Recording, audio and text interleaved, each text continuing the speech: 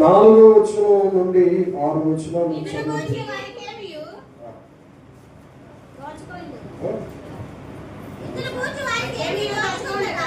ఎన్నో గూర్చి వారికి ఏమీ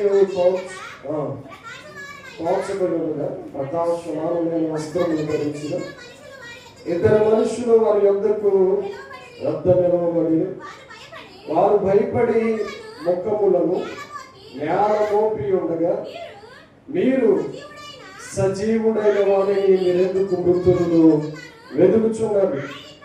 ఆయన ఇక్కడ లేడు, ఆయన లేచి ఉన్నాడు. ఆయన ఇంకా గలలియలో ఉన్నప్పుడు. చాలండి. చిన్న మాట ప్రార్థన. ప్రేమ కలిగిన తండ్రి, పరిశుద్ధుడు అని యేసయ్య, మాతో మనందరితో మీరు మాట్లాడండి. వెలుగలిగే చెవులు గ్రహించి ఆత్మలు నిబద్ధమైన మనస్సును అందరికీ దయచేసి అందరినీ ఆశీర్వదించండి. ఈ వాక్యం వినుచున్న తోడనే అయ్యా అనేక మంది జీవితాల్లో క్రియ జరిగించండి ప్రభువా.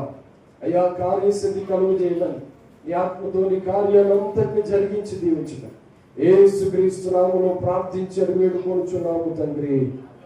ఆమేన్. హల్లెలూయా. చేతులెత్తి ప్రభువుకి స్తోత్రం చెప్పండి. గట్టిగా చెప్పండి. హల్లెలూయా, హల్లెలూయా, హల్లెలూయా. యేసు ప్రభువు ఆయన సమాధి చేసి తిరిగి లేచిన తర్వాత సందర్భాన్ని ఈరోజు ఈస్టర్ పండుగ ప్రత్యేకమైన పునరుద్ధానపారాధనగా పిలుచుకుంటారు. దానిలో నుండి కొన్ని విషయాలు, ప్రాముఖ్యమైన విషయాలు మీతో జ్ఞాపకం చేయడానికి పూట పరిశుద్ధాత్మ చేత ప్రేరేపించబడి మీరు ఇక వచనాలు వెతకొద్దు, బైబిల్ చూడవసరం లేదు. తమను పైకెత్తి చక్కగా నా మాటలు వినండి. దేవుడు వాక్య ద్వారా మనతో మాట్లాడతారు. యేసు ప్రభువు వారు తిరిగి లేచిన శుభ సందర్భం ఏంటంటే ప్రత్యేకమైన దినం, లేకపోతే ప్రత్యేకమైన ఈరోజు ప్రత్యేకత ఏంటంటే ఆయన చనిపోయి సమాధిలో పెట్టబడిన ఆ రోజుల్లో గతించిన 2025 సంవత్సరాల క్రిందట యేసయ్యని సమాధిలో పెడితే మగ్ధులేని మరియయు ఇంకొంతమంది స్త్రీలు, భక్తి కలిగిన వారు, వాళ్ళందరూ కూడి వచ్చి సమాధిలో ఉన్న యేసయ్యని దేహాన్ని శుభ్రపరుచుదామని వారు ఆదివారం పెందల కడనే లేచి వారు సమాధుల దగ్గరికి వెళ్ళి చూస్తూ ఉన్నారు. వారికి తెలియని విషయం ఏంటంటే అప్పటి వరకు ఎవరు కూడా చనిపోయిన వారు తిరిగి లేవలేదు. కాబట్టి వారందరూ అనుకున్నారు చనిపోయిన వాళ్ళు అలాగా లేగలేదు కాబట్టి యేసు ప్రభువు కూడా చనిపోయాడు, ఆయన కూడా లేచి ఉంటాడు అనే నమ్మకం వారికి దొరకలేదు. వారికి ఆ నమ్మకంలోకి రాలేదు. కాబట్టి ఇంకా సమాధిలో వెతుకున్నారు. నా యేసయ్య దేహం ఎక్కడ పాతి పెట్టబడ్డది. యోసేపు అనే వేరొక వ్యక్తి సమాధిలో యేసు ప్రభువు వారిని సమాధి చేశారు. అయితే యూదుల ఆచార ప్రకారం వారు ఒక గోతిని తవ్వి ఒక బండని త్రవ్వి బండలో లోపల గంట సొరంగం చేసి ఆ బండ గుహల్లోనికి కొండల్లోనికి వెళ్ళి అక్కడ యేసు ప్రభువు వారిని జస్ట్ సమాధి కిందలాగా పెట్టిన భద్రపరిచి అక్కడ పెట్టేసి ప్రేత వస్త్రాలతో బయటకు వచ్చేసారు. అయితే మనకులాగా వాళ్ళు మట్టి కాదు కాబట్టి వాళ్ళకు కొండలు కనుక ఆ కొండలో ఒక సొరంగం తవ్వి ఆ సొరంగంలో పెట్టి జాగ్రత్తగా వచ్చేసారు. అందరిలాగే యేసయ్య చనిపోయాడు, అందరిలాగే నా యేసయ్యని చంపేశారు, అందరిలాగే యేసు ప్రభువు వారు చనిపోయారు కాబట్టి ఎవ్వరు ఎన్నటికి రాడు అనే ఆలోచనలో వారు ఉంటుండగా యేసయ్య ఆదివారం పెందరగడే సమాధి బొమ్మను చూస్తూ బయటకు వచ్చాడు.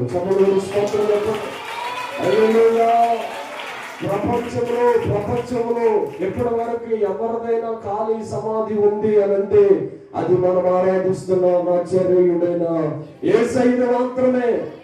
ఇంకా మహానుభావులు, పుణ్యాత్ములు, గొప్పవారు అనబడి వారు ఎంతో మంది సమాధుల్లో నేటికి ఎముకలు కనబడతాయి, నేటికి మట్టి కనబడుతుంది, నేటికి కుళ్ళు గొప్ప కొడుతుంది, నేటి వాసన కొడుతుంది.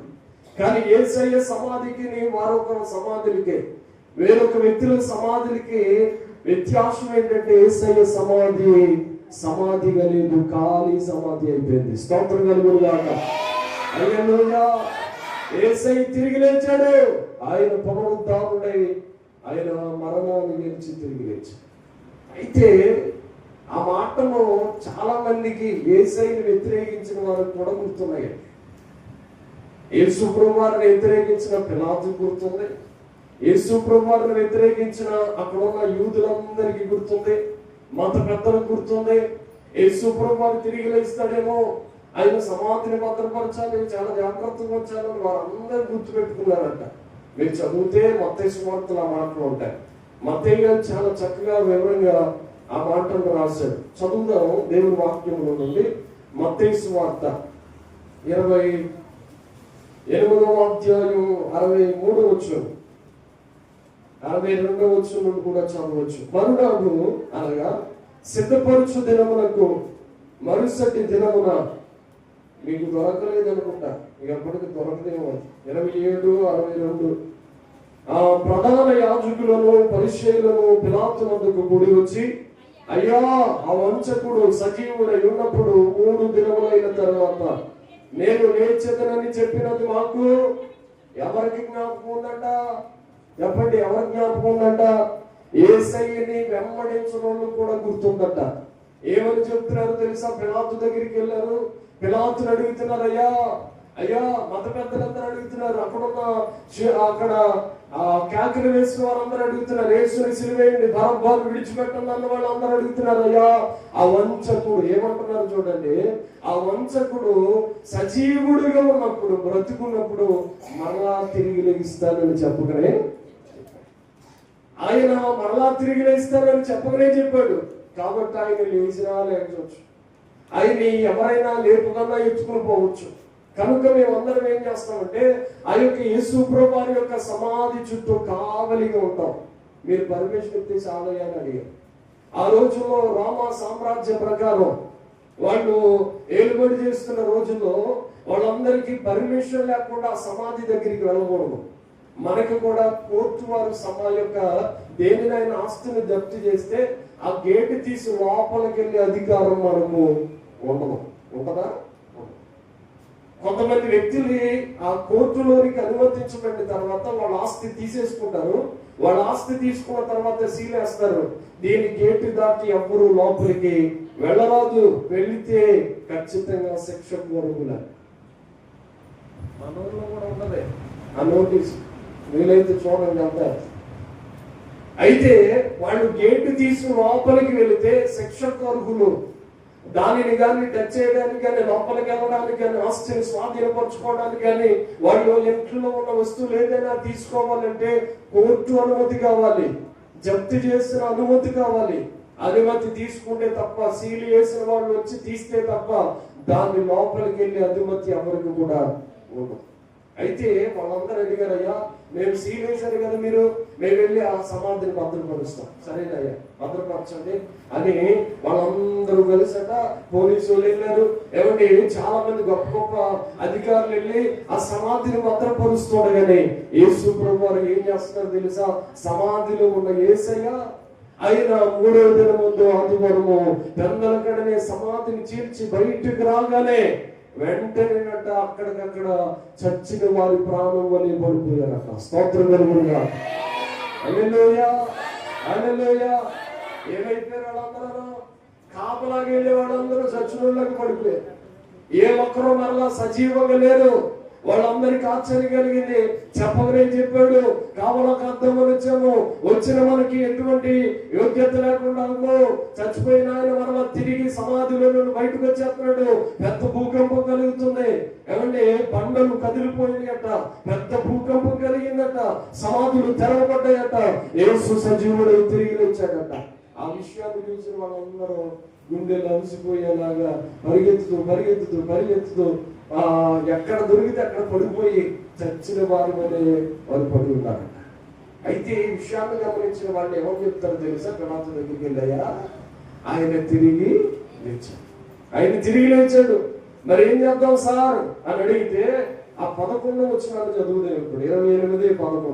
వారు వెళ్ళొచ్చుండగా కావలి వారిలో కొందరు పట్టణంలోనికి వచ్చి జరిగిన సంగతులన్నింటినీ ప్రధాన యాజకులతో చెప్పారు. కాబట్టి వారు పెద్దలతో కూడి వచ్చి ఆలోచన చేసి ఆ సైనికులకు చాలా డబ్బులు ఇచ్చారట. ఏమని చెప్తున్నారు చూడండి, చాలా డబ్బులు ఇచ్చి, చాలా ధనం ఇచ్చి వాళ్ళందరూ అయ్యా నిజంగా యేసు ప్రభువు సమాధిని చీల్చి బయటకు వచ్చాడు, ఆయన సజీవుడై బ్రతికాడు, అయ్యో నిజంగా ఆయన చెప్పినట్లుగా మరణాన్ని గెలిచి తిరిగి లేచాడయ్యా, ఈ దేవాలయాన్ని ఇప్పుడు మీరు కోల్చండి, 3వ దినమందు తిరిగి కడతానన్నాడు. కడతానన్న ఆయన ఖచ్చితంగా తిరిగి లేచాడయ్యా. అయ్యి బాబోయ్ నిజంగా చెప్పినట్లుగా జరిగిపోయిందయ్యా అని చెప్తా ఉంటే వాళ్ళు ఏమన్నారు తెలిసి, డబ్బులు తీసుకుని మీరు మాట్లాడకుండా మౌనికి వెళ్ళిపోండి. ఎవరన్నా అడిగాడు అనుకోండి, యేసయ్య ఏం చేశాడు, తిరిగి లేచాడా అని ప్రశ్న అడిగారు అనుకోండి, మీరేమని చెప్పాలో తెలుసా, ఖచ్చితంగా మాకు తెలీదు, మేము యేసు ప్రభువుని ఎత్తుకుని వెళ్ళిపోతామంటే మేమేం చేయాలో ఆలోచన చేసామని చెప్పండి. ఆయన శిష్యులు ఎత్తుకెళ్ళిపోయారని చెప్పండి అని చెప్పి ప్రచారం చేయించారట. ఏమంటే నిజానికి అబద్ధానికి చాలా వ్యత్యాసం ఉంటుంది కదా, కానీ అబద్ధానికి ఎక్కువ పలుకుబడి ఉన్నది చాలా సందర్భాలు. నిజము గడప దాటి అవతలికి వెళ్ళేలోపు అబద్ధం అంటే ఊరంతా తిరిగి వచ్చేస్తారు. ఎంత పవర్ఫుల్ చూడండి అబద్ధం. ఇదేమో సింగారించుకొని బయటకు వచ్చే లోప నిజం నిలకడగా ఉంటది కదా, తాయితీకి వద్దాం అనుకునే లోపు అబద్ధం ఊళ్ళన్నీ తిరిగేసి చక్కేసుకొని వచ్చేది. ఈ లోపు నిజం తెలిసినప్పుడు అయ్యా నిజమా, అవునా, అలాగా, అయ్యో మాకు తెలియదే, అబద్ధమే నమ్మేసామే, నిజం అనుకోలేదే, నిజమేదా అబద్ధమే నిజం అనుకున్నామే అని తర్వాత తెలుసుకునే వాళ్ళు చాలా మంది కంగారు పడుతూ ఉంటారు. వాళ్ళు అక్కడ జరిగిన సంగతి కూడా అలాంటిదే. అబద్ధానికి డబ్బులు ఇచ్చట, మీరు అబద్ధం చెప్పండి, యేసు ప్రభువు తిరిగి లేవలేదని చెప్పండి, యేసయ్య చనిపోయే సమాధిలో ఉన్నాడు, ఆయన శిష్యులే ఎవరు ఎత్తుకెళ్ళిపోయారని చెప్పండి అంటే సరేనయ్యా నువ్వు ఒప్పుకున్న వాళ్ళందరూ ఏమంటున్నారో తెలుసా, డబ్బులు ఇచ్చి అలాగే ప్రచారం చేయడం మొదలు పెట్టారు. నేను ఒక ప్రశ్న అడుగు తెలిసాను, యేసు ప్రభువు గారి శిష్యులు గుర్తున్నా యేసయ్య తిరిగి ఎత్తాడని? హలో, యేసు ప్రభువు శిష్యుడు గుర్తుందా యేసయ్య తిరిగి ఎత్తాడని? ఆయన వెంబడించిన మగ్దలేని మరియు మరొక చాలా మంది స్త్రీలకి భక్తి కలిగిన వాళ్ళకి గుర్తుందా యేసయ్య తిరిగి లేస్తాడని? వాళ్ళు ఎక్కడ ఎదుగుతున్నారు, వీళ్ళు ఎక్కడ ఉన్నారు? అబద్ధం అండి ప్రచారం అయిపోతుంది, అబద్ధం బయటకు వచ్చేసింది. యేసు ప్రభువు 40 దినాలు తను తాను పునరుద్ధానుడై అగపరుచుకోవడానికి గల కారణం ఏంటో తెలుసా, అబద్ధం బయటకు వచ్చేసింది కాబట్టి. యేసు ప్రభువు 40 రోజులు సజీవుడిగా భూమి మీద ఉన్నాడు. చెప్పబడుతూ స్తోత్రంగా చెప్పొచ్చు. హల్లెలూయా, హల్లెలూయా. యేసయ్య తను తాను అనుపరుచుకున్నాడు. నేనే బిడ్డలారా మీ అందరికీ ఇదిగో మిమ్మల్ని సజీవుడిగా కనపరుస్తానని చెప్పాను కదా, నేనే అని ఆయన 40 రోజులు కనపరుచుకున్నాడు. 40 రోజులు భూమి మీద సజీవుడిగా ఉన్నాడు. నేను అడుగుతాను, ఒకవేళ పోలీసు వాళ్ళు ఆ రోజుల్లో రోమా సామ్రాజ్యం ఆ రోజుల్లో నేను ఉండుంటే అడుగుతాను, ఏమయ్యా పోలీసు వాళ్ళు మీరందరూ ఇక్కడే ఉన్నారుగా, మీరు నిద్రపోతే ఆయన ఎత్తుకెళ్ళిపోతా ఉంటే మీరు ఏం చేశారు? వీళ్ళు దేనికి వచ్చారు? అసలు కాపులాగా వచ్చారు. కాపులాగా వచ్చిన నిద్రపోవచ్చా? ఒకటి అబద్ధం. రెండవది, నిద్రపోతున్నప్పుడు ఒకవేళ ఎత్తుకుని పోతున్నారని అర్థమైంది అనుకోండి, అర్థమైనప్పుడు ఏం చేయాలి? పట్టుకోవాలి, ఆపారా? ఆపలేదు. అది కూడా అబద్ధమైంది, వెళ్ళిపోతా ఉంది. కాబట్టి 3వ ప్రశ్న ఏమడగాలనుకున్నాను తెలుసా, అయ్యా నిజంగా మీరు ఖచ్చితంగా ఆయన యొక్క యేసు ప్రభువు శిష్యులే ఆయన దేహాన్ని ఎత్తుకుని వెళ్ళిపోయారు అనుకోండి, నిద్రపోయే మీకు ఎలా తెలిసింది అసలు? అవునంటారు కాదంటారా? కాబట్టి నిద్రపోయి ఎలా తెలుసు? నిజంగా సమాధిలో ఉన్న యేసయ్యని ఎత్తుకెళ్ళిపోతే వాస్తవానికి వీళ్ళకి తెలియదు కదా, ఎత్తుకెళ్ళిపోయారో ఆయన లేచాడో ఏంటో తెలియదు. కానీ అబద్ధం ఎలాగ పలుకుబడిందో చూడండి. అబద్ధమే ఆ రోజుల్లో ఉన్నట్ట అనేక మందికి తెలిసింది. కాబట్టి యేసు ప్రభువు సమాధిని గెలిచిన తర్వాత చెప్తున్నాడు, నేను సజీవుడిగా ఉన్నాను, నన్ను ఎవ్వరు ఎత్తుకుని పోలా. స్తోత్రం కలుగునుగాక. హల్లెలూయా. నేను సమాధిని గెలిచాను, తిరిగి పునరుద్ధానుడయ్యాను, నేను మరణాన్ని గెలిచాను, మరణ భూములను విరిచాను, నేను సజీవుడై బ్రతికాను, అందుకే నేనే సాక్షులని 40 రోజులు అందరికీ యేసు ప్రభువు అనుపరుచుకున్నాడు. దేవుని మాటలు వింటున్న మనందరి జీవితంలో యేసయ్య తిరిగి లేచాడనే నిరీక్షణ అనుకుంటే చనిపోయిన మనం అందరం ఖచ్చితంగా మనందరి జీవితంలో మనం కూడా తిరిగి ఒక రోజును బ్రతుకుతాం. స్తోత్రం చెప్పండి. హల్లెలూయా, హల్లెలూయా, హల్లెలూయా. తిరిగి లేచిన యేసు ప్రభువు ఏమంటే నేను ఆలోచన చేశాను, అసలు దేవుని వాక్యంలో నుండి మనం ఒక మాటను చదువుదాం. ప్రకటన గ్రంథంలో ఆయన ఏమని స్టేట్మెంట్ ఇస్తాడో తెలుసా? ప్రకటన గ్రంథం 1వ అధ్యాయం 18వ వచనాన్ని మనం చదివితే అక్కడ ఈ మాటలు రాయతాడు. నేను మొదటి వాడను, కడపటి వాడను, జీవించువాడను, మృతుడనైతిని గాని ఇదిగో యుగ యుగములు సజీవుడనై విన్నాను. మరియు మరణము యొక్కయు పాతాళ లోకము యొక్కయు పాలపు చెవులు నా స్వాధీనములో. ఏమంటే మృతుడనైతిని గాని యుగ యుగములు సజీవుడనై. ఆయన ఒక్కరోజు 2 రోజులు కాదట, యుగ యుగాలు సజీవుడే. స్తోత్రం కలుగును గాక. హల్లెలూయా, హల్లెలూయా. యేసయ్య సజీవుడే. మృతుల్లో వెతుకుతున్నారు. ఇంకా యేసు ప్రభువు తిరిగి లేచాడు, ఇంకా సమాధిలోనే ఉండిపోయారు. ఇంకా చాలా మంది క్రైస్తవులు వారు సమాధుల దగ్గర, సమాధుల గ్రౌండ్లను, సమాధుల యొక్క గృహాల దగ్గర అక్కడే నివసిస్తూ అక్కడే ఉంటూ ఈ రాత్రి వేళ చాలా మంది గడిపిన వ్యక్తులు మనం చూస్తాం. అయితే నా యేసయ్య తిరిగి లేచాడు. మన బిడ్డలు కూడా ఒకవేళ చనిపోతే ఆయన ఖచ్చితంగా లేపుతాడు. మనం కంగారు పడాల్సిన పని ఏంటి? మనకున్న నిరీక్షణ ఉంటే యేసయ్య ఖచ్చితంగా మనల్ని లేపుతాడు. స్తోత్రం కలుగును గాక. హల్లెలూయా, హల్లెలూయా. మారుమనసు లేని చేసే పని అంటే ఈ సమాధిలో అనుకోవడం, గొప్పరం చేసుకోవడం. అందుకనే ప్రభు సొంతము గుర్తు సమాధులారా అన్నాడు. మీరు పైకి మాత్రమే తెలపెట్టి వేసుకుంటారా బాబు, లోపలంతా కుళ్ళు కంపే తప్ప. కొంతమంది హృదయాలు ఎలాగా ఉంటాయి, పైకి మాత్రమే తెల్లగా ఉంటాయి, లోపలంతా కుళ్ళు కంపే. ఆ రోజున సొంతము గుర్తు సమాధుల్లాగా శాస్త్రుల పరిచయాలు ఎలా ఉన్నారు. మనం కూడా పెయింట్లు వేస్తే వాళ్ళు తిరిగి లేవరు. వాళ్ళు భక్తి చేస్తే తిరిగి లేస్తారు. వాళ్ళు భక్తి పరులైతే తిరిగి లేస్తారు. యేసయ్య వచ్చినప్పుడు కడపూర మోగగానే ఏహమందున్న పరిశుద్ధులందరూ సమాధిలో ఉన్నవారు ఆయన పూర శబ్దము వినగానే ఆకాశములకు ఎత్తబడిపోతారు. స్తోత్రం కలుగును గాక. చెప్పబడుతూ స్తోత్రం చెప్పు. హల్లెలూయా, హల్లెలూయా. యేసయ్య సజీవుడే, మృతులాటగా యేసయ్య సజీవుడు. కాబట్టి ఇంకా మృతులు ఎదుగుతారంటయ్యా. నా యేసయ్య చంపేశారు, కొంతమంది ఏడుపు చూడాలి, యేసయ్య కొట్టేశారు. అసలు ఆయన ఏమన్నాడు? నా కోసం కాదమ్మా, మనం అడ్డు కోసం ఆడదాన్ని. అయ్యో నా యేసయ్య కొట్టేశారయ్యా, నా యేసయ్య చంపేశారయ్యా, అన్యాయంగా సిలువేశారయ్యా, లోపల ఎట్టేశారయ్యా. లోపల ఎట్టేసిన ఆయన 2025 సంవత్సరాల క్రితమే బయటకు వచ్చేసాడు. లోపల లేడైనా, సమాధిలో లేడైనా ఆయన మరణాన్ని ఎదిరించి దేవుని వాక్యం ఎంత స్పష్టంగా ఉంటదండి. ఆ కొరింథీయులకు రాసిన పత్రికలో మాట ఇలా వ్రాయబడి ఉంటది. దేవుని వాక్యాన్ని మనం చూడగలిగితే కొరింథీయులకు రాసిన పత్రికలో 55వ వచనాన్ని చదివితే అక్కడ ఇలా వ్రాయబడి ఉంటుంది. మొదటి పత్రికలో అక్కడ ఏమనుంటదంటే, ఓ మరణమా నీ విజయం ఎక్కడ, ఓ మరణమా నీ ముల్లెక్కడ అనే మాటను మనం చదువుతాం. స్తోత్రం కలుగును గాక. ఎప్పటి హల్లెలూయా, హల్లెలూయా, హల్లెలూయా. ఓ మరణమా నీ విజయం ఎక్కడ, ఓ మరణమా నీ ముల్లెక్కడ. మరణపు ముళ్ళు విరిచిన వాడట మనం ఆరాధిస్తున్న ప్రభువైన యేసుక్రీస్తు. 56వ వచనం చదివితే మరణపు ముళ్ళు పాపము, పాపమునకున్న ఫలము ధర్మశాస్త్రమే అని రాయబడ్డది. స్తోత్రం కలుగును గాక. హల్లెలూయా. మరణపు ముళ్ళు ఏంటి? పాపం. పాపానుకున్న బలమే ధర్మశాస్త్రం. ధర్మశాస్త్రం యేసయ్య లేచిన తర్వాత కొట్టివేయబడ్డది. ధర్మశాస్త్రం యేసు ప్రభువు సమాధిని గెలిచిన తర్వాత ఆయన సమాధిలో లేడు కనుక, ఆయన పునరుద్ధానుడై తిరిగి లేచాడు కనుక మనం కూడా ఇంకా మృత్యులో వెతుక్కుంటూ అక్కడే కూర్చోం. ఒకటి యేసు ప్రభువు శిష్యులు చేసిన పొరపాటు ఏంటంటే, వాళ్ళు గుర్తుపెట్టుకోవాలి యేసయ్య తిరిగి లేస్తాడు. ఈ మెసేజ్ ఇచ్చుకున్న టైటిల్ ఏంటంటే, యేసు ప్రభువు వారిని వెంబడించే వాళ్ళు చేస్తున్న పొరపాట్లు.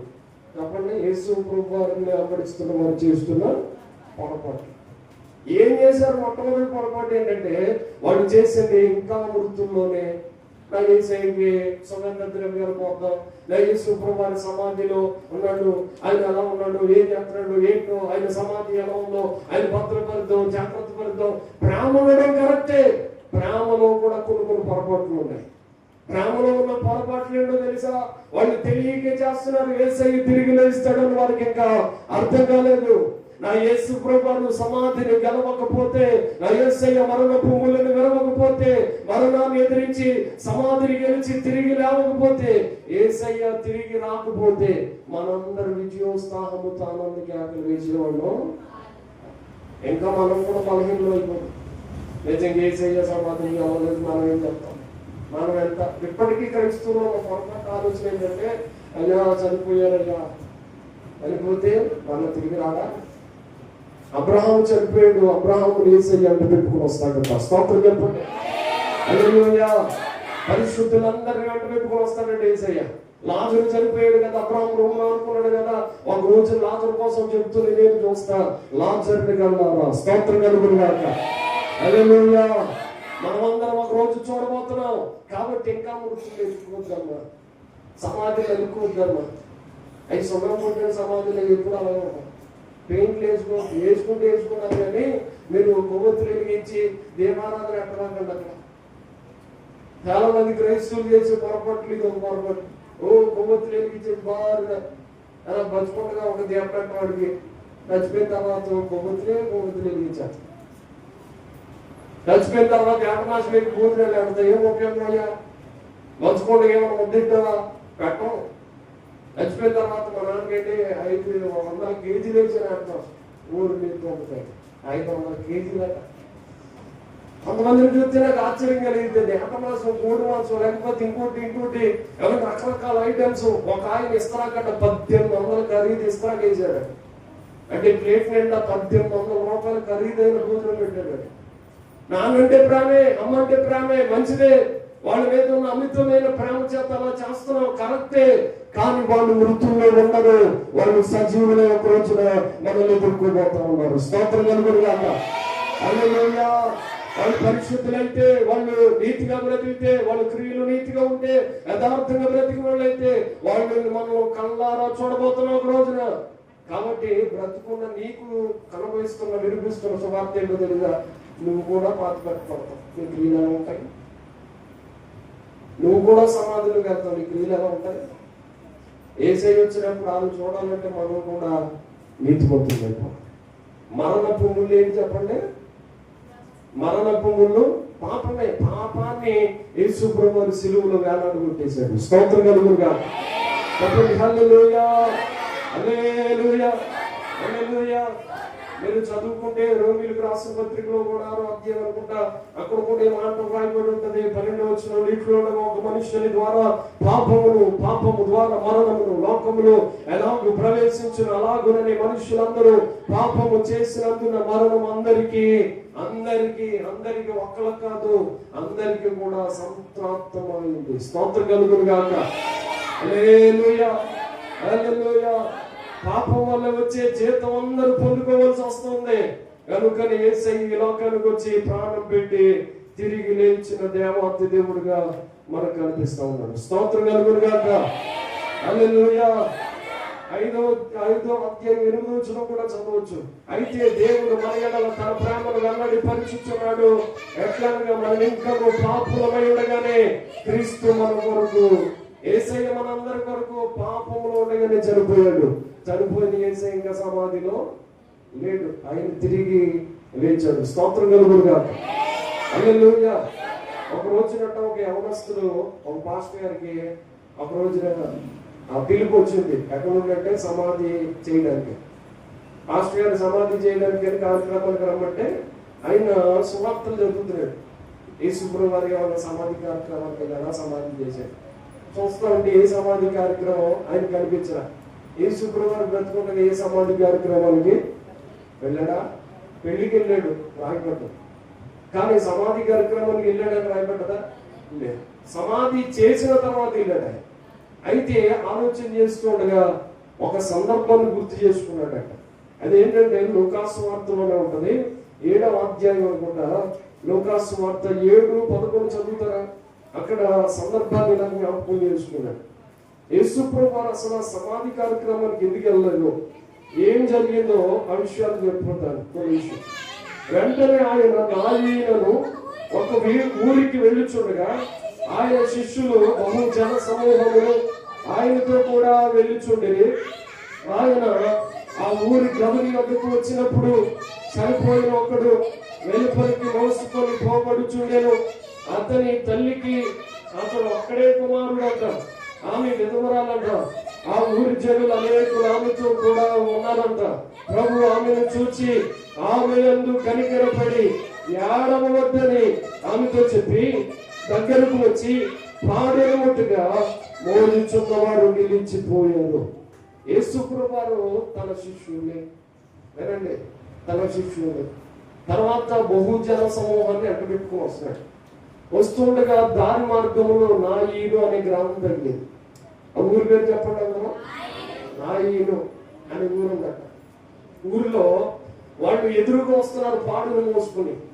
ఒక తల్లి బీద విధవరాలు అని రాయబడి. విధవరాలట, అతనికి భర్త కానీ లేకపోతే ఎవరు కూడా ఎక్స్ట్రా మెంబర్స్ కానీ ఎవరు లేరు. ఉన్నదొక్కడే కొడుకు, ఉన్నదొక్కడే కుమారుడు. ఒక్కగానొక కుమారుడిని చనిపోయి కోల్పోయిన తల్లి ఏడ్చుకుంటూ ఆ యొక్క బంధువులు ఆపుతున్నారు, స్నేహితులు ఆపుతున్నారు, అమ్మాయి ఆడొద్దు అని ఆఫ్ చేసేవాళ్ళు ఆఫ్ చేస్తున్నారు. వాళ్ళేమో అలాగా శవపేటికి లేకపోతే ఆ శ్మశానానికి తీసుకెళ్తా ఎదురు వస్తున్నారు. యేసు ప్రభువారట శవానికి ఎదురెళ్తా ఉన్నారు. ఈయన వెనకాల బహుజన సమూహం ఉన్నారు.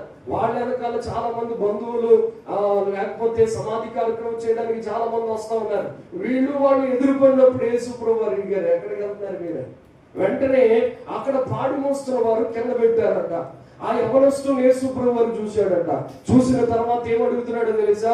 అమ్మా ఏం జరుగుతుంది ఇక్కడ అని అడగానే ఆయన వెంటనే అంటుంది, అయ్యా ఒక్కగానొక కుమారుని కోల్పోయానయ్యా. నాకు బంధువులంటూ స్నేహితులంటూ చాలా మంది వ్యక్తులు ఉన్నారు, కానీ నా కన్నవారు ఎవ్వరూ లేదయ్యా.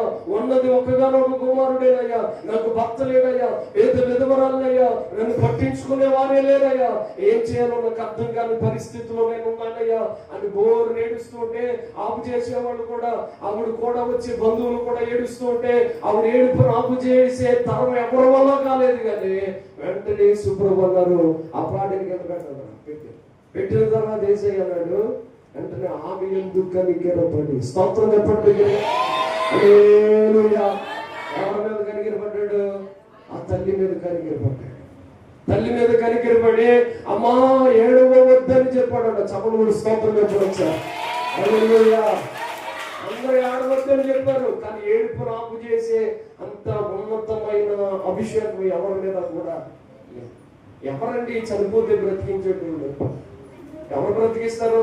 అందరు ఏడవద్దు, చచ్చిపోయినాడు ఎలా చచ్చిపోయాడు, తిరిగి వస్తాడా, నువ్వు ఉన్నది ఒక్కదానివే కదా, మేమందరం చూసుకుంటామంటారు. చూసుకుంటామన్న వాళ్ళు అందరూ చూసుకుంటారో లేదో నాకు తెలియదు. ఎందుకంటే ఎవరు కూడా కార్యక్రమం అవ్వగానే చక్కగా మొట్టమొదటి చదువుకుని బిగించుకొని చక్కగా వెళ్ళిపోతారు. కానీ ఉన్నది ఒక్కలే కొడుకు. ఆ కొడుకుని చాలా గారవంగా చిన్నప్పటి నుండి ఎంతో ఇష్టంగా పెంచుకుంటున్న తల్లి, ఆ తల్లి వేదనను చూసి యేసయ్య ఆమె మీద కనికరపడి అమ్మా ఏడవద్దని చెప్పాడట. నేను ఆలోచన చేసిన మాట ఏంటంటే, ఏడవద్దని చెప్పాడంటే జీవిత కాలంలో ఆవిడ ఏడిపించకుండా యేసయ్య ఒక్కడ మాత్రమే చూడగలడు. చదువుతో హల్లెలూయా. మన గుండెల్లో ఉన్న వేదన ఏంటో యేసయ్యకి తెలుసు, మన బాధ ఏంటో యేసయ్యకి తెలుసు. అది మరణం కన్నా భయంకరమైనదని ఒకవేళ నీకు తెలుసు, యేసు ప్రభువారికి తెలుసు. ఒకవేళ ఒక్క మాట యేసయ్యతో చెప్పుకోగలిగితే నీ ఏడుపులు యేసయ్య చూస్తేనంట మరణాన్ని కూడా ఆఫ్ చేయగలడు ఆయన. స్తోత్రం కలుగునుగాక. హల్లెలూయా. మరణపు జ్ఞాపకం కూడా ఆపు చేయగలడు, ఏడుపు ఆపు చేయగలడు, వాటన్నిటికీ ఫుల్ స్టాప్ పెట్టగలడు. మరణం వారి తెరచేయకుండా యేసయ్య ఆపు చేసి చెప్తున్న మాట ఏంటో తెలుసా? మరణం నన్ను ఏం చేయలేకపోయింది మేము కూడా. ఎంత ఉన్నతమైన కృపండి. యేసు ప్రభువారట ఆ మాట ప్రకటన గ్రంథం మరొకసారి చదివితే, నేను మొదటి వాడును కడపటి వాడిని జీవించుచున్నవాడు మృతుడు నైతిని కానీ యుగ యుగములు జీవించుచున్నానని చెప్తున్నాడు. అంటే యేసు ప్రభువారి ముందు మరణమే ఓడిపోయింది. కనుక మరణమే ఓడిపోయింది కదా. ఇక్కడ నాయీననే అక్కడ గ్రామంలో ఆ పాడిని మోసుకుంటూ వస్తున్న తల్లి బాధను చూసి యేసయ్య మరణాన్ని ఓడించి ఆ యొక్క ఛాయ నుండి తొలగించి, అమ్మా నీ కుమారుడికి ఏం కాదు నేను ఉన్నానని ధైర్యం చెప్పి ఆ కుమారుడిని లేచి నిలబడగానే ఆ ప్రేత వస్త్రాలతో చుట్టబడిన ఆ బాబు లేచి అంటనే నిలబడగానే అందరికీ ఆశ్చర్యం కలిగింది. నిజంగా యేసయ్య ఎంత గొప్పరా అని చెప్పుకోవడం ప్రారంభించారు. స్తోత్రం చెప్తారా? హల్లెలూయా. సజీవుడవైనా యేసయ్యా నిన్నాశ్రయించిన ఈ వారికి సహాయుడవై చిత్తివే సముద్రమంతా సమృద్ధితో ఆరాధించగలిగిన అడుగులను కృపకండి ఆనందించగలిగిన ఆనందించగలిగిన అడుగులను కృపకండి ఆరాధించగలిగిన సజీవుడవైనా యేసయ్యా నిన్నాశ్రయించిన వారికి సహాయుడవై చిత్తివే సముద్రమంతా సమృద్ధితో ఆనందించగలిగిన అడుగులను కృపకండి ఆరాధించగలిగిన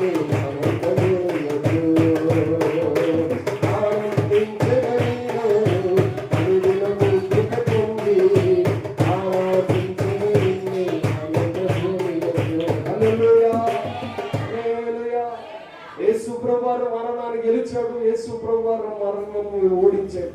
దానితో పాటుగా యేసయ్య మరణాన్ని కూడా ఆపేశాడు. స్తోత్రం కలుగునుగాక. హల్లెలూయా. అందుకని మనం ఇంకా సమాధిని ఎత్తగలిసిన పని లేదు. మనం ఆరాధిస్తున్న దేవుడు సజీవుడు. ఆయన ఏదైనా చేయగల సమర్థుడు. ఆయన ముందు మరణమే ఓడిపోయింది. ఆయన ముందు పాతాళమే ఓడిపోయింది. పాతాళం యొక్క తాళపు చెవులు పైకి తెచ్చిన దేవాతి దేవుడు మనం ఆరాధిస్తున్న సజీవుడైన దేవుడు బట్టి మనము నిరంతరము ఆ తల్లి వేదన పడ్డ తిరిగి లేచిన తర్వాత ఏడుతో కూర్చుంటది అక్కడే. బాబా బాబా నువ్వేనా లేకపోతే ఏమన్నా దిగి వచ్చిందా నీలో కానీ ఎడుతూ కూర్చోడం వల్ల సంతోషంతో నా కొడుకు బ్రతికాడు, నా యేసయ్య బ్రతికించాడు, నా కొడుకును బ్రతికించాడు, నా యేసు ప్రభువారు నా కొడుకును బ్రతికించాడు అని గ్రామానికి వెళ్ళి యేసు ప్రభువారు గొప్పతనం ఏంటో చెప్పింది కదా. అలా చెప్పకుండా అక్కడే కూర్చోండి ఇంకా ఏంటి ప్రభు అయిపోయింది కదా. కొంతమంది ఎన్ని చేసినా కానీ ఇంకేంటైనా నా జీవితం ఏంటైనా ఇన్ని చేసినప్పుడు మిగిలిన అన్ని కూడా చేస్తాడు. స్తోత్రం హల్లెలూయా. ఇన్ని చేసుకుంటూ వచ్చిన దేవుడు మిగిలిన వాటిని కూడా ఆయన పూర్తి చేయగలడు. మనకున్న నిరీక్షణ అదే. నా యేసయ్య ముందు మరణం ఓడిపోయింది, మన ముందు కూడా ప్రతి శత్రువు ఓడిపోతాడు, ప్రతి మరణం ఓడిపోద్ది, ప్రతి అపవిత్రాత్మ ఓడిపోద్ది, ప్రతి దెయ్యం శక్తులు ఓడిపోతాయి. ఆయన మనకన్నిటి మీద అధికారం ఇచ్చాడు. ఆయన మాట్లాడితే, ఆయన పలికితే సమస్తం కలిగించిన దేవుడు. మనం పలికిన అలాంటి కార్యాలు చేస్తాడని నిరీక్షణ మనందరికీ ఖచ్చితంగా. ఆ నిరీక్షణ ఉన్న వాళ్ళకి అర్థమవుతుంది. ఇంకా సమాధిని ఎదుర్కొంటాం మనం కూర్చోం. స్తోత్రం కలుగునుగా. హల్లెలూయా. హల్లెలూయా. దేవుని వాక్యంలో యోహాను సువార్త 2వ మాట చెప్తాను చూడు. యోహాను సువార్త చదువుదాం. యోహాను సువార్త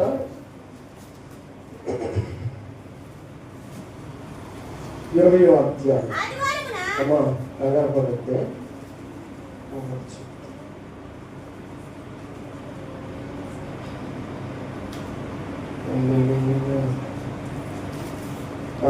మార్కు సువార్త, మార్కు ఆఖరి అధ్యాయంలోనే మాట్లాడతాం. మార్కు సువార్త 14 వచ్చిన చదువుదాం. పిమ్మట 11 మంది శిష్యులు భోజనములకు కూర్చున్నప్పుడు ఆయన వారికి ప్రత్యక్షమై తాను లేచిన తరువాత తను చూచిన వారి మాట నమ్మనందున వారి అపనమ్మిక నిమిత్తము హృదయ కాఠిన్యము నిమిత్తమును వారిని గద్దించెను. చాలు. ఇక్కడ ఏమన్నా రాయకూడదు తెలుసా? యేసు ప్రభు వారి శిష్యులందరూ ఇంట్లో కూర్చున్నారు. కూర్చుని ఏం చేస్తున్నారు? భోజనం. ఏం చేస్తున్నారు? యాదయ్యా నీకు అంత బాధ ఉంటే అన్నం మానేసి ఆడాలి కానీ ఏం చేస్తున్నారు? అవి ఏడ్చింది ఎలా చాలేరా? ఏడ్చాము చాలు, తృప్తి పొందాం, ఈరోజు భోజనం చేశాను, దేవునికి స్తోత్రం. ఇంకా తిరిగి లేచాడని వారికి గుర్తింపు లేదు. వాళ్ళు తిరిగి లేచాడు అనుకోవట్లే. అప్పటికే తిరిగి లేచాడు అనుకుంటే మళ్ళా ప్రార్థన అయిపోయిన తర్వాత అందరం భోజనం చేస్తాం.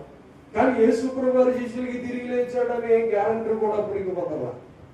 ఏమంటే ఎతికారు సమాధులన్నీ ఆ తోట అంతా ఎతికేశారు, అక్కడంతా వెతికేశారు. ఏమంటే కనబడిన వాళ్ళందరిని అడిగారు, యేసు ప్రభు వారు అక్కడ కనిపించారు.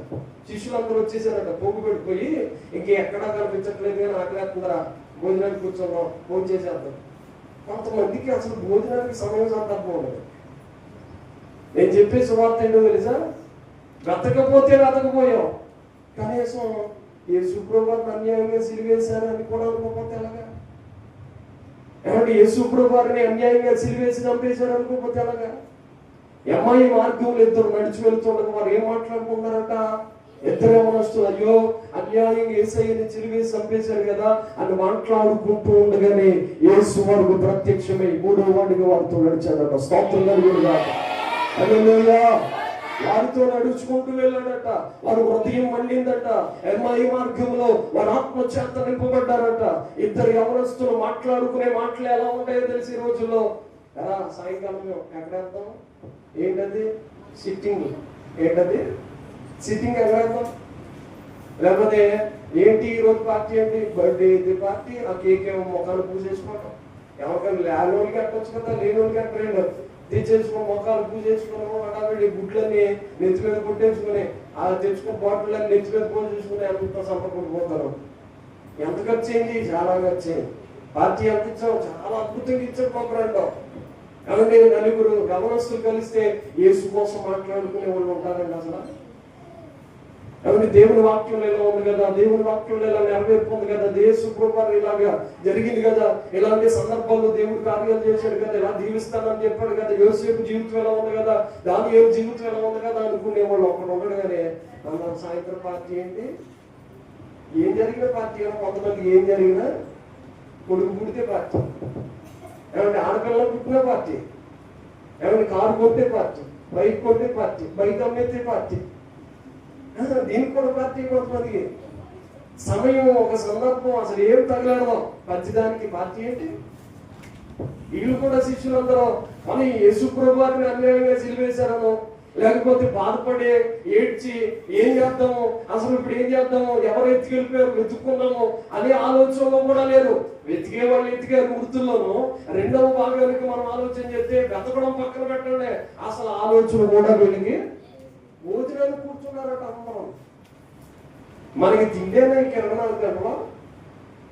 దేవుని వాక్యం అంటుంది వారు కడుపుకే దాసులు. దేనికి దాసులు?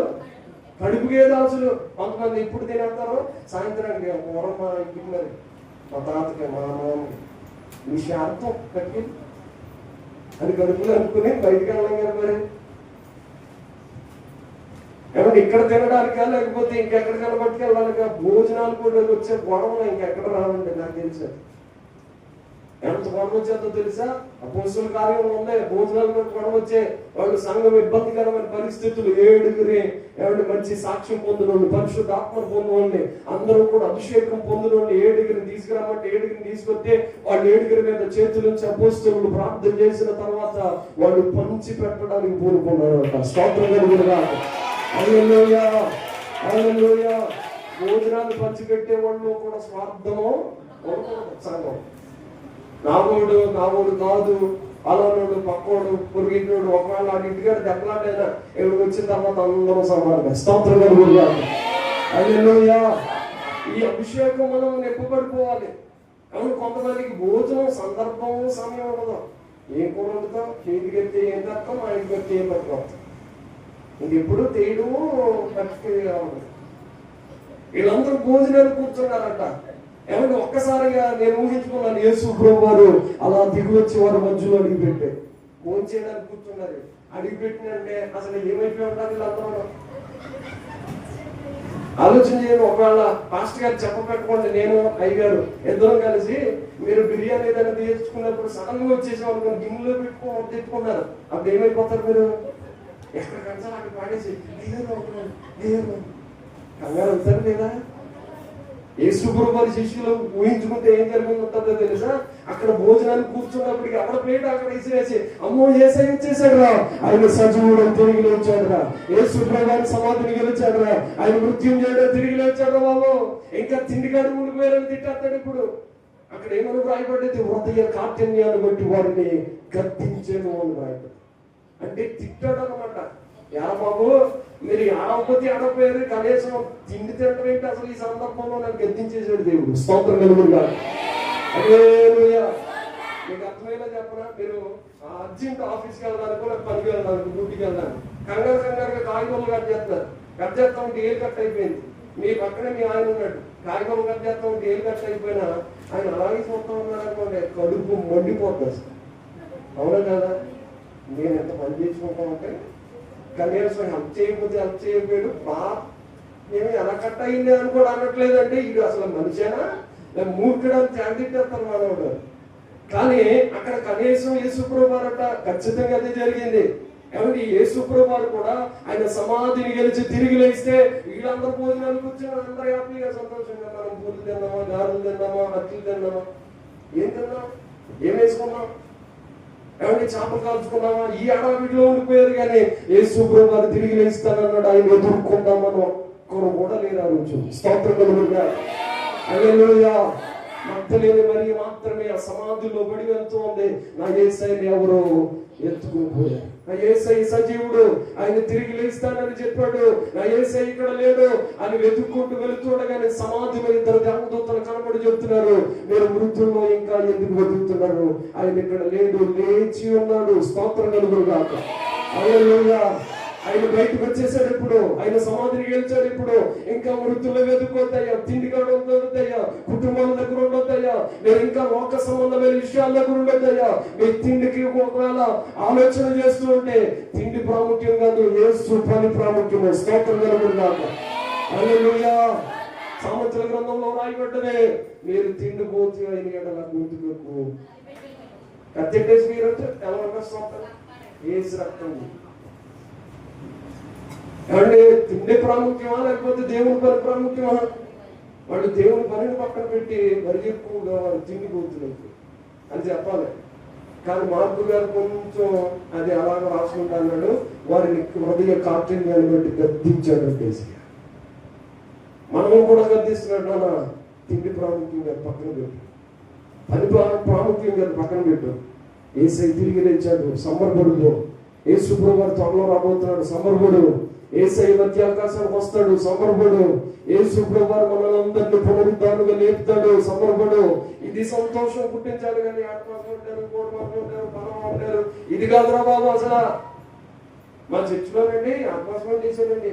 ఆ ఉండేది ఏం చేస్తాం? 3 మాసం కూడా ఉంటారు, బూర్లు వేసారు, గారెలు వేసారు, స్వీట్లు వేసారు, మామూలు. అస్సలు ఇది కాదు సబ్జెక్టు. ఏం కావాలి? నేను ఈరోజు బలమైన వర్తమానం విన్నానండి, వాక్యం చేత నింపబడ్డామండి, సువార్త విన్నామండి, వాక్యాన్ని పొందుకుని తిరిగి వెళ్తామండి, అభిషేకాన్ని కలిగి వెళ్తున్నామండి. నిజంగా తిండి కాదండి ప్రాముఖ్యం, దేవుని మాట నన్ను తృప్తిపరిచిందండి అన్నట్లుగా ఉండాలి. కానీ కొంతమంది ఎంత చెప్పినాడైనా తిండికాడే. దీక్షలు ఏమైనా మిగిలిందా? గిన్నెలు ఏమైనా ఉందా? సార్ ఏమైనా ఉందా? ఇక్కడ తాగడానికి డ్రింక్ బాటిల్, ఇంటికి వెళ్ళడానికి డ్రింక్ బాటిల్, ఇంకేమైనా ఉన్నాయా?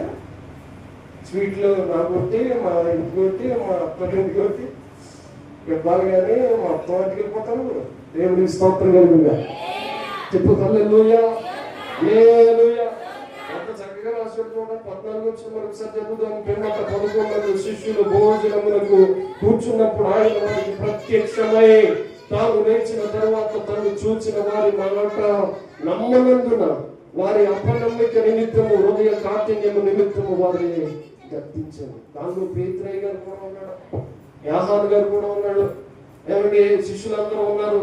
వాళ్ళందరూ కూర్చుని భోజనానికి ఒకసారి నమ్మో వచ్చేసాడు బాబు, ఏ శుక్రవారం తిరిగి వస్తాడు అనుకోలేదు. అసలు మనం ఎతకలసిన ఎతకపోతే ఎక్కడ ఉన్నామేంట్రా బాబు, తిండి తిన్నామేంట్రా అని పక్కనాడేసి ఇప్పుడు పరుగుని యేసయ్య అనగాలి అంటున్నారట. నా యేసు సజీవుడని సువార్త చెప్పడానికి అంటున్నారట. అప్పుడు రాయబడింది ఏమన్నా తెలుసా? సర్వలోకములకు వెళ్ళి సర్వ సృష్టికి సువార్తను ప్రకటించండి, నమ్మి బాప్తిస్మం పొందువాడు రక్షించబడతాడు. స్తోత్రం కలుగును గాక. చేతులు ఎత్తి హల్లెలూయా. హల్లెలూయా. గిన్నెలో వేసుకుని తినేయడం కాదు ప్రాముఖ్యం, చెప్పే సువార్త. మనం సువార్త చెప్పడమే ప్రాముఖ్యం, రక్షించడమే ప్రాముఖ్యం. ఎదుటి వారికి అవసరమైతే వారి కొరకు ప్రార్థన చేసి కాబట్టి వారిని ధైర్యపరచడమే ప్రాముఖ్యం. పునరుద్ధాన పండుగ ద్వారా మనం ఏం నేర్చుకుంటామంటే మనం తినేసాము, మనం మృతుల్లో ఎతికేసాము, ఇంకెళ్ళిపోయాం. అది కాదండి. యేసు ప్రభువు వారు తిరిగి లేచాడు. తిరిగి లేచిన యేసయ్య తిండి దగ్గరికి కాదు, వారు ఉన్న చోటకు వచ్చిన యేసయ్య చెప్తున్నాడు, వారిని గర్తించాడట. నిన్ను కూడా గర్తిస్తున్నాడు. ఆయన మనం కూడా గర్తున్నాడు. దేవుని వాక్యంలో ఉన్నది కొరింథీయులకు రాసిన పత్రికలో, దేవుని రాజ్యము భోజన పదార్థముల చేత కాదు కానీ దేవుని వాక్కు చేతే నింపబడ్డదట. స్తోత్రం కలుగునుగా. హల్లెలూయా. ఇది భోజన పదార్థాలతో కాదు దేవుని రాజ్యం వచ్చేది. ఏమంటే వాక్కు చేత వారిని బ్రతికించని రాయబడుతుంది. కనుక మనమందరం దేవుని వాక్యాన్ని పట్టుకుని బలం పొందాలి. ఎందుకు వచ్చా? భోజనానికి కాదు, దేవుని వాక్యానికి వచ్చా. దేవుని వాక్య వినాలని వచ్చా. మృతులుగా ఉన్న వారిని తిరిగి లేపుతాడని యేసయ్య దాని కొరకు వచ్చా. యేసు ప్రభువుని పట్టుకెళ్దామని వచ్చా. అవసరమైతే యేసయ్యను మోసుకెళ్ళిపోవడానికి వచ్చా. మగ్ధలేని మరి ఎలాగా? యేసయ్య నన్ను దొరికితే చాలయ్యా, నేను యేసయ్యని ఎత్తుకుని అవునంటే యేసు ప్రభువు నాకు దొరికితే చాలయ్యా, నేను ఎత్తుకుని. ఖచ్చితంగా మనం కూడా అలా గణాలని హృదయపూర్వకంగా నేను కోరుతాను. దేవునికి స్తోత్రం చెప్పండి. హల్లెలూయా. మూడవ మాట దేవుని వాక్యంలో ఉంది. మత్తయి సువార్త 22వ అధ్యాయం. మత్తయి సువార్త 22వ అధ్యాయం 1వ వచనం.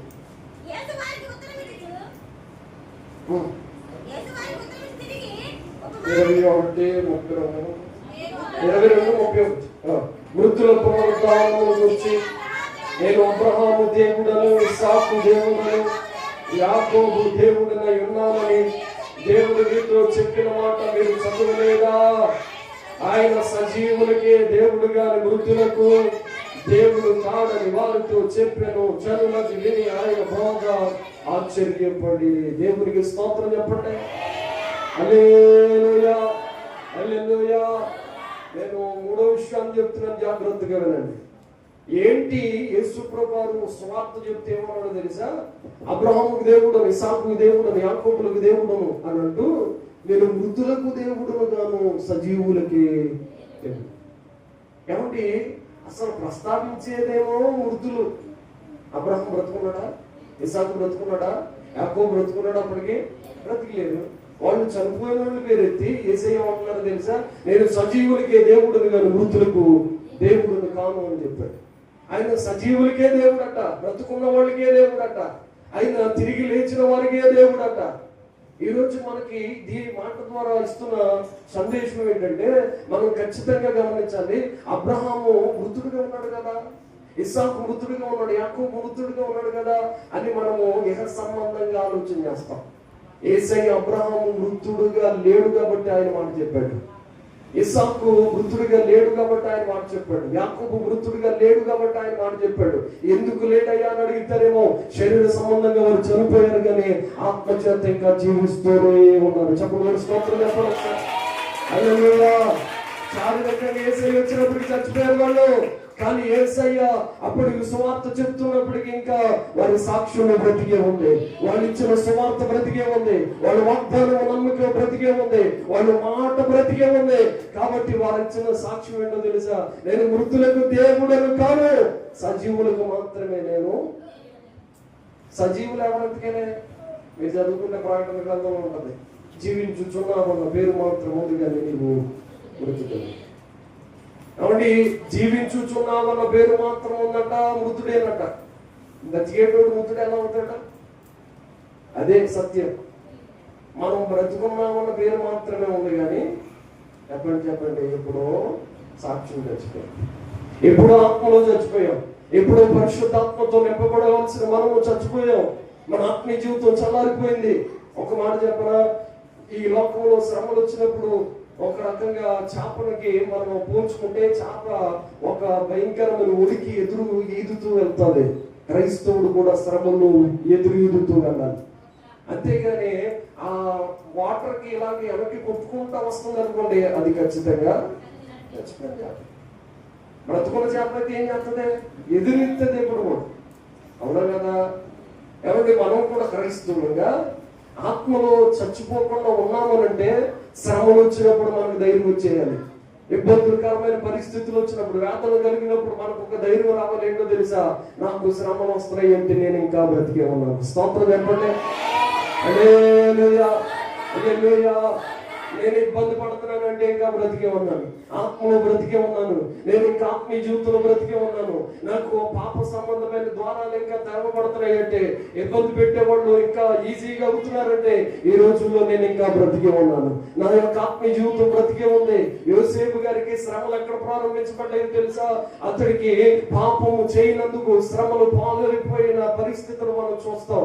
కాబట్టి యోసేపు చెరసాలలోకి వెళ్ళిపోవడానికి కారణం ఒకటే, అతడు కేవలం పాపం చేయదు. కాబట్టి అతడు శ్రమలు పాలైపోయిన కానీ ఒక మాట చెప్పగలడు, నేను మరలా బయటకు వస్తాను యేసయ్య విమోచకుడు. స్తోత్రం కలుగునుగాక. హల్లెలూయా, హల్లెలూయా. ఈ పూట మిమ్మల్ని అడుగుతున్నాను, అబ్రహాము సాక్ష్యం బ్రతుకుంది, ఇస్సాకు సాక్ష్యం బ్రతుకుంది, యాకోబు సాక్ష్యం బ్రతుకుంది. వాళ్ళు ఇంకా చనిపోయిన బ్రతికే ఉన్నారు, వాళ్ళు మనతో మాట్లాడుతూ ఉన్నారు. ఇప్పుడు నువ్వు బ్రతికే ఉన్నావు, నీ సాక్ష్యం బ్రతుకుందా? అమ్మా, నీ సాక్ష్యం బ్రతుకుందా? లోకంలో నీ సాక్ష్యం ఏంటి? ఆడ ప్రార్థనకి వెళ్తున్నాడు కానీ, ఆమె ప్రార్థనకి వెళ్తుంది కానీ, ఇది కాదు మన సాక్ష్యం. అయ్యా ప్రార్థనకి వెళ్ళిన తర్వాత మారేదయ్యా, నీ భార్య చెప్పాలి. ఇంట్లో వాళ్ళు చెప్తే సాక్ష్యం మొట్టమొదటి అక్కడే ప్రారంభించబడుతుంది. తర్వాత ఆటోమేటిక్గా సమాజం కొరకు చెప్పిద్ది, ఆయన బ్రతికే ఉన్నాడయ్యా. ఏమంటే మనం అనుకుంటాం శారీరకంగా బ్రతుకుంటే బ్రతుకున్నట్టు, మనం శారీరకంగా చచ్చిపోతే చచ్చిపోయినట్టు. కానీ వాక్యం ఉంటుంది, వెచ్చగానైనను చల్లగానైనను ఉండు విలువెచ్చని స్థితి నీకు పని చేయదు, పనికిరాదని ప్రభు మాట్లాడు. అయితే చచ్చిపోయినా చచ్చిపో, లేకపోతే బ్రతికన్నా బ్రతుకు. చచ్చిపోవడం అంటే నేను శారీరక సంబంధంగా మాట్లాడట్లేదు, గమనించండి. మళ్ళీ పాస్టర్ గారు చచ్చిపోమంటాడు అని అలాగే ఆలోచన చేయకూడదు. ఏమంటే ఆధ్యాత్మికంగా పూర్తిగా లోకానికి సంబంధించిన వాడిగా అయిన మార్పు లేదు, యేసుక్రీస్తు ప్రభు వారికి పనికొచ్చే వ్యక్తిగా అయిన మార్పు. స్తోత్రం కలుగునుగాక. హల్లెలూయా, హల్లెలూయా. మనం ఎలా మారాలి? వెచ్చగానే ఉండాలి. భక్తి జీవితంలో ఎప్పుడు మనం ఆత్మీయ మంట చేస్తూ ఉండాలి. మనం ఎప్పుడు భక్తి చేస్తూ ఉండాలి, ప్రార్థన చేస్తూ ఉండాలి, పరిశుద్ధాత్మతో నింపబడుతూ ఉండాలి, ఆత్మ చేత నడిపించబడుతూ ఉండాలి. ఆత్మను అనుగ్రహించిన కొలది మనం అన్య భాషలతో మాట్లాడుతూ ఉండాలి. ఇలాగ మనం చేస్తే ఖచ్చితంగా మనందరి జీవితాలు ధన్యమైపోతాయి. స్తోత్రం కలుగునుగాక. హల్లెలూయా, హల్లెలూయా, హల్లెలూయా. యేసయ్య ఏమని మాట్లాడుతున్నాడు చూడండి. నిజంగా ఆయన చనిపోయిన వారిని పేరు చెప్పి వాళ్ళందరూ ఆశ్చర్యపోయారట. ఇదేంటి, చచ్చిపోయిన వాళ్ళ పేరు చెప్పి సజీవులకే దేవుడు గారు మృతులకు దేవుడు కాదంటాడేంటి? ఎవరు సజీవులు ఎందుకైనా మనం బతుకున్నాం కదా, వాళ్ళందరూ చచ్చిపోయారు కదా, అబ్రహాము, ఇస్సాకు, యాకోబులు, వాళ్ళ పేర్లు చెప్పి మనం సజీవులకి దేవుడు అంటాడేంటి అన్నట్టుగా ఆశ్చర్యపడి చూస్తుండగా దేవుడు వారితో మాట్లాడుతూ, ఇదిగో మీరు అందరూ ఆధ్యాత్మికంగా ఇప్పుడు చచ్చిపోయిన స్థితిలో. వాక్యాన్ని చదువుదాం చూడండి. దేవుని వాక్యం హెబ్రీయులకు రాసిన పత్రికలో దీనికి ఒక ఉదాహరణగా అలా మీకు పరిచయం చేస్తాను.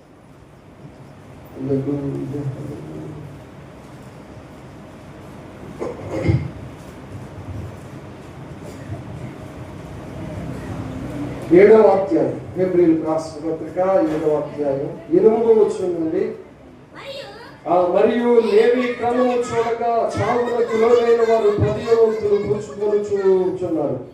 అయితే ఈ క్రమము చూడగా జీవించుచున్నాడని సాక్ష్యము పొందిన వాడు పుచ్చుకొనుచున్నాడు. అంతేకాక ఒక విధముగా చెప్పిన 10వ వంతులను పుచ్చుకొను లేవియు అబ్రహాము ద్వారా దశమాంసములను ఇచ్చెను. ఎలాగనగా మెల్కీసెదెకు అతని పితరుని కలుసుకొనినప్పుడు లేవి తన పితరుని గర్భములో ఉండెను. చాలు. ఇక్కడ కాబట్టి అబ్రహాము ఇచ్చిన దశమ భాగాల కోసం మాట్లాడు. అబ్రహాము దశమ భాగాన్ని ఇచ్చాడట. ఎవరికి? సేవకుడికి, లేవి అని. వినండి, మెల్కీసెదెకు అనే సేవకుడికి ఇచ్చాడు. ఆ సేవకుడు తీసుకుని ప్రార్థన చేశాడు. అప్పటికి లేవి అనే ఒక కుర్రోడు పుట్టలేదు. లేవి తరం చాలా తరాల తర్వాత. లేవి గారి తరం ఎప్పుడంటే అబ్రహాము తర్వాత యాకోబు, ఇస్సాకు తర్వాత యాకోబు, యాకోబు పుట్టిన కొడుకే లేవి. ఇప్పుడు ఎన్ని తరం వస్తాయి? 4 తరం. కానీ అబ్రహాము దశమ భాగం ఇచ్చినప్పటికీ ఏమి రాయబడ్డదో తెలుసా? అబ్రహాము దశమ భాగం ఇస్తుండగా తన పితరుని గర్భములో ఉన్న లేవి కూడా దశమాంసములను ఇచ్చెను అని రాయబడ్డది. ఈ మాట ద్వారా ఏమంటే అబ్రహాము బ్రతికే ఉన్నాడు కానీ లేవి ఉన్నాడా? లేవి గర్భంలో ఉన్నాడని రాయబడ్డది. అప్పుడు పుట్టాడా? ఏమంటే శారా గర్భంలో లేవి ఉంటాడా? ఉండడు కదా. మరి ఎవరి తర్వాత ఎవరంటే 4 తరాల తర్వాత రాబోయే వ్యక్తి కోసం దేవుడు ఏమని వ్రాయించి పెట్టాడో తెలుసా? తర్వాత నెక్స్ట్ జనరేషన్ కి ఆశీర్వాదము కావాలంటే ఇదిగో అబ్రహాముల నుండి ఇసాకు వచ్చాడు, ఇసాకు నుండి యాకోబు వచ్చాడు, యాకోబుల నుండి లేవి వచ్చాడు. కనుక అబ్రహాం ఇచ్చే దశమ భాగాన్ని బట్టి లేవి కూడా దశమ భాగాన్ని ఇచ్చాడట. చప్పటితో స్తోత్రం చెప్పండి. హల్లెలూయా. లేవి గోత్రాన్ని దేవుడు ఎందుకు చేసుకుని ఏర్పాటు చేసి ఏమన్నాడో తెలుసా? మీరు ఏమండి లేవి గోత్రాన్ని సేవ చేయమన్నాడు. లేవి గోత్రానికి ఏమి పంచిపెట్టాల. లేవి గోత్రం సేవకులు మాత్రమే, యాజకులు మాత్రమే. కాబట్టి సేవకుడు అసలు దశమ భాగాన్ని ఇస్తాడా అని అంటే ఆ రోజుల్లో పాత నిబంధన గ్రంథం ప్రకారం సేవకుడు దశమ భాగాన్ని ఇవ్వవచ్చు. ఎందుకు ఇవ్వలేదంటే చెప్తాను నేను. ఆ రోజుల్లో వాళ్ళకి ఏమీ పంచిపెట్టాల. ఉన్న వాళ్ళందరూ 11 గోత్రాలకు అన్ని ఇచ్చారు, ఆస్తులు ఇచ్చారు, వారికి కావలసిన సమస్యలు ఇచ్చారు. కానాను దేశానికి వెళ్ళిన తర్వాత వాళ్ళకి స్వాస్థ్యాలు ఇచ్చారు. కానీ లేవి గోత్రాలకు మాత్రమే స్వాస్థ్యం అంటూ ఒక్కటి కూడా ఇవ్వలేదు. అలాంటి పరిస్థితుల్లో దేవుడు అన్నాడు, 11 గోత్రాలు మీరు అందరూ వెళ్ళి దేవుని మందిరానికి దశమ భాగాన్ని ఇవ్వండి. మరి లేవి ఎవడా సార్? లేవిడికి కూడా దశమ భాగం ఇవ్వాలి కదా, పాస్టర్ గారు కూడా దశమ భాగం ఇవ్వాలి కదా అని అంటే అప్పుడు చెప్తున్నాడు, అబ్రహాము గర్భంలో ఉండగానే అబ్రహాం ఇచ్చిన దశమ భాగాన్ని బట్టి లేవి కూడా దశమ భాగం ఇచ్చాడు. ఆ బాబు మీకు తెలియదు అన్నాడు. స్తోత్రం కలుగును గాక. చెప్పండి హల్లెలూయా, హల్లెలూయా. ఇప్పుడు మనం సజీవులుగా ఉంటే మన తర్వాత పిల్లలు సజీవులుగా ఉంటారు.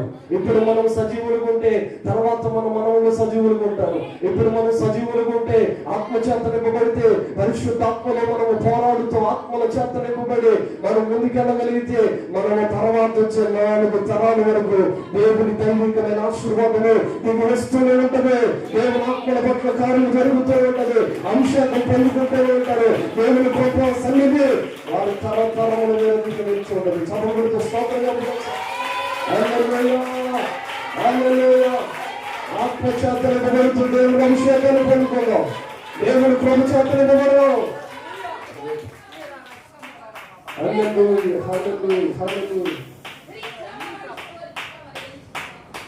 ఇప్పుడు అబ్రహాము సజీవుడుగా ఉన్నాడా లేదా చెప్పండి. అబ్రహాము సజీవుడే కదా అనండి. ఆయన సజీవుడు అంటే శారీరక సంబంధంగా ఆలోచన చేయొద్దు, ఒకటి ఆత్మ సంబంధంగా సజీవుడు ఉన్నట్టు.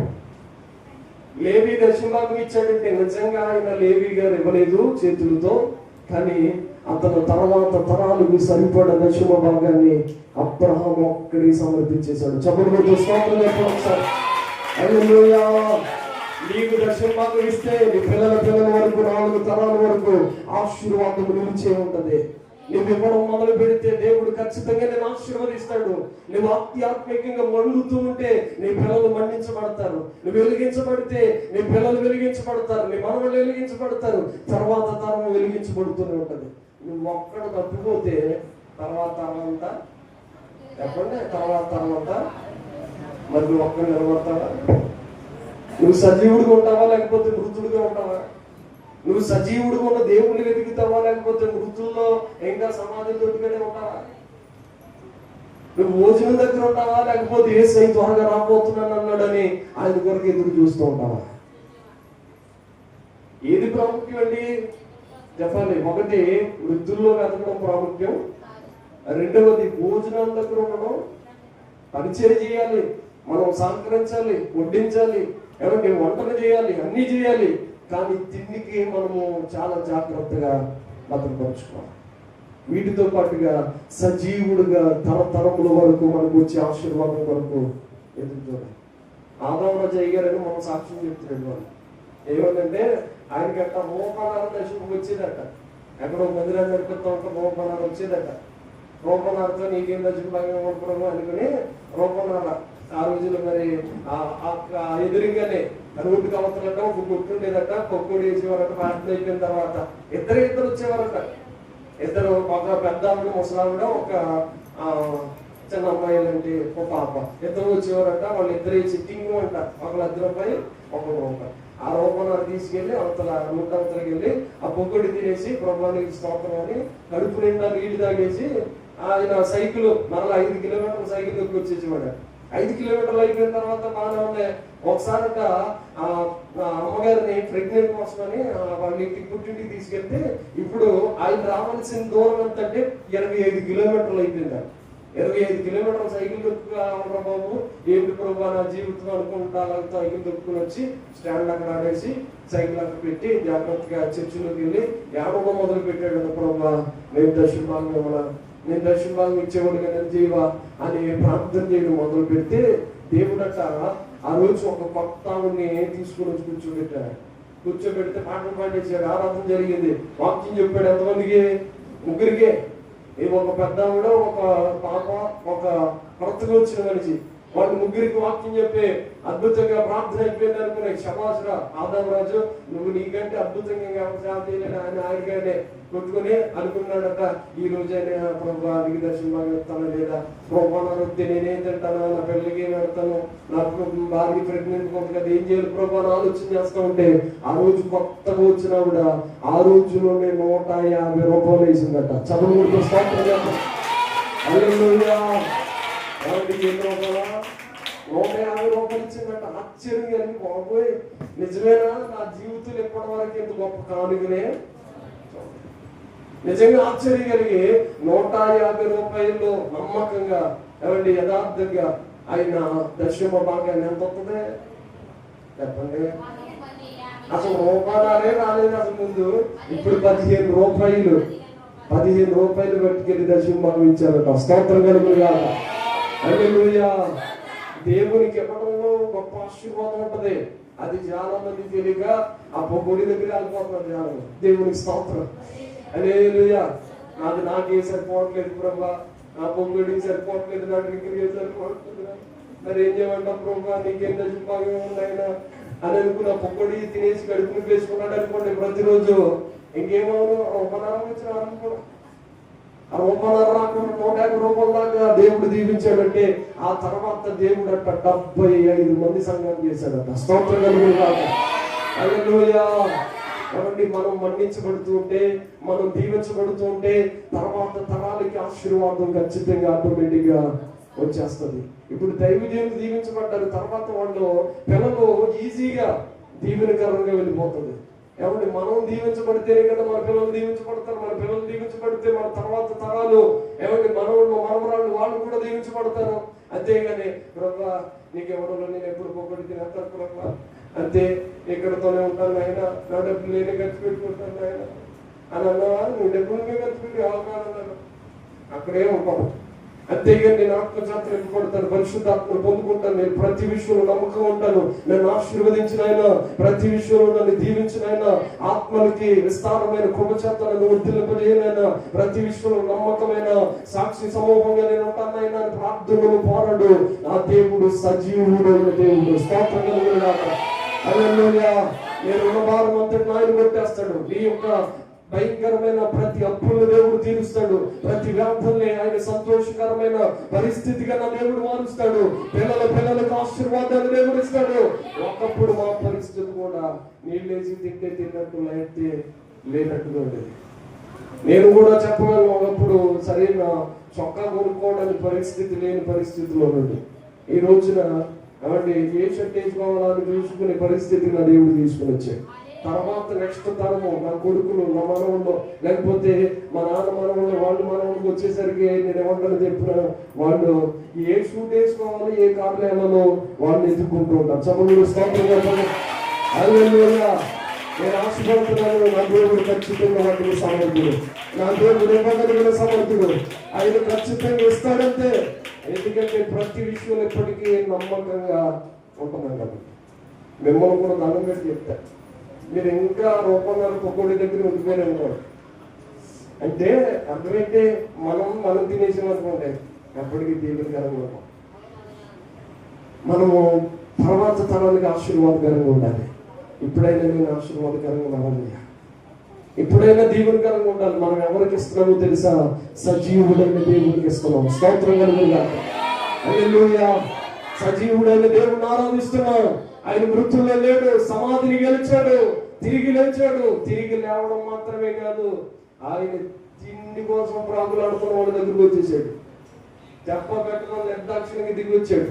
వారి దగ్గరకు వచ్చి వారితో మాట్లాడాడు. ఆఖరికి ముగిస్తాను. దేవుని వాక్యాన్ని మనం చదువుకుని 4వ విషయాన్ని నేను ముగించేస్తాను. దేవుని వాక్యాన్ని చదువుదాం. యోహాను సువార్త 20వ అధ్యాయం దేవుని వాక్యాన్ని చదువుదాం. 24వ వచనాన్ని చదువుదాం. యేసు వచ్చినప్పుడు 12 మందిలో ఒకడైన దిదుమ అనబడిన తోమ వారితో లేకపోయాను కనుక తక్కిన శిష్యులు మేము ప్రభువును చూచితమని అతనితో చెప్పగా అతడు నేనాయనను, ఆ చేతులలో మేకుల గుర్తులు చూచి నా వేలు ఆ మేకుల గుర్తులు పెట్టి నా చెయ్యి ఆయన పక్కన ఉంచితేనే గాని నమ్మనే. ఈయన పేరేంటంట? యేసు ప్రభు శిష్యుల్లో ఒకడు. ఈయన పేరు తోమా. తోమాకు అన్ని అనుమానాలే. ఏమంటున్నాడు తెలుసా? వారితో లేకపోయాను కనుక. ఎవరితో లేడు? సహవాసం ఉన్నవాడితో లేడు, ప్రార్థించే వాడితో లేడు, కూడుకున్న వాడితో లేడు, మందిరానికి వచ్చే వాడితో లేడు, మందిరం బయట ఉన్నాడు. కాబట్టి యేసు ప్రభు వారు వచ్చాడురా, ఇదిగో ఆయన గుర్తును మేము వేకుల్లో గుర్తుని మేము చూసాం. యేసయ్య వచ్చినప్పుడు ఆయన ముఖాన్ని మేము చూసాం. ఆయన వచ్చినప్పుడు మమ్మల్ని ఆశీర్వదించాడయ్యా, మమ్మల్ని దీవించాడు ఆయన అని చెప్తా ఉంటే ఈయనందరి మాటలని ఆశ్చర్యపోయా. అయ్యా మిస్ అయిపోయింది పాముత్వం కదా అని చూస్తున్నాడు. మిస్ అయిపోయిన తర్వాత అప్పుడు చెప్తున్నాడు ఏంటో తెలుసా? నేను నిజంగా నమ్మనే.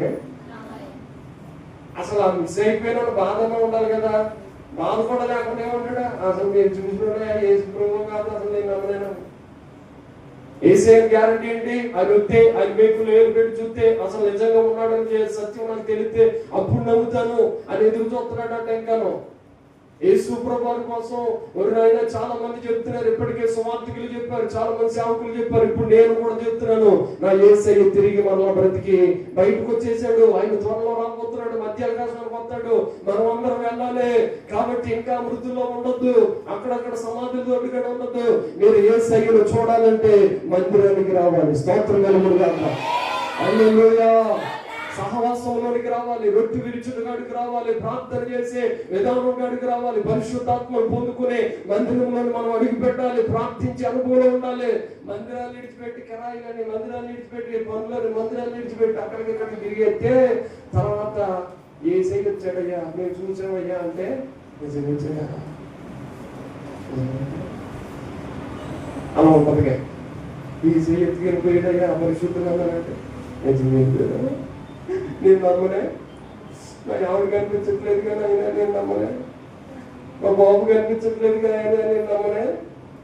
మామూలుగా మనం కూడా చెప్తా ఒకరోజు మీ ఇంట్లో వాళ్ళందరూ వెళ్ళిపోయాడయ్యా, మేము నమ్ముకున్న ఏసీ వచ్చేసాడట, వెళ్ళిపోయారయ్యా, వాళ్ళు కనబడట్లేదయ్యా అన్ని జైలు వచ్చి చెప్తే నేను నమ్మనే. చెప్పలేదు మీరు, నేను నమ్మనే. నేను ఇంకా ఎత్తుకుంటానే ఉంటాను, నేను ఎత్తుకుంటానే ఉంటాను. యేసు ప్రభువు నిజంగా మా సంఘం వాళ్ళందరినీ తీసుకెళ్ళిపోయాడా? అసలు ఎక్కడికి వెళ్ళి ఉంటారు వీళ్ళందరూ? ఊరిలో ఉంటారు. ఊరు వెళ్ళలేదా బాబు? ఏసీ వచ్చేసాడు మధ్యాహ్నానికి. కానీ నేను నమ్మలేదు. నేను ఎక్కడ పో చోటకి ఎత్తుకుంటాను, వాళ్ళు ఎక్కడ పో చోట కనపడుతూనే ఉంటారు. లేదయ్యా ఏసై వచ్చి కనిపించాడట, వాళ్ళు పిలిచాడట, వాళ్ళు వెళ్ళిపోయారట, అన్ని జైళ్ళంతా రొమ్ము కొట్టుకున్నారయ్యా, భయంకరమైన శ్రమలు వస్తాయటగా, మీకు అన్ని తెలిసేటగా అంటే లేదు నేను నమ్మనే. చెప్పలేదండి, నేను నమ్మనే. నమ్మకపోతే ఇంకేం చేస్తాం మేము మాత్రం. మరలానట తోమా దర్శించడం కోసం మందిరాన్ని విడిచిపెట్టి, పరిచర్యలు విడిచిపెట్టి నమ్మకంగా ఉండవలసిన తోమా బయట ఉన్నాడని యేసయ్య మరలా 8వ దినం ముందు వచ్చేసాడట. స్తోత్రం కలుగునుగాక.